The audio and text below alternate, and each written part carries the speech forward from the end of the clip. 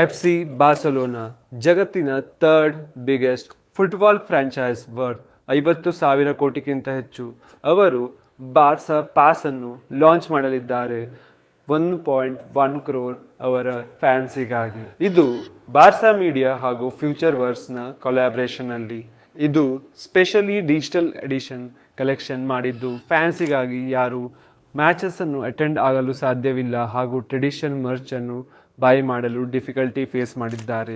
So global ಆಡಿಯನ್ಸಿಗಾಗಿ ಇದು specially built ಮಾಡಿತ್ತು. Users ಇದರಲ್ಲಿ ಎಫ್ ಸಿ ಬಾರ್ಸಲೋನಾನ ಅವತಾರ್ ಅನ್ನು ಕ್ರಿಯೇಟ್ ಮಾಡಬಹುದು ಹಾಗೂ ಫುಲ್ಲಿ ಕಸ್ಟಮೈಸಬಲ್ ಟೀಮ್ಸ್ ಕ್ರಿಯೇಟ್ ಮಾಡಬಹುದು.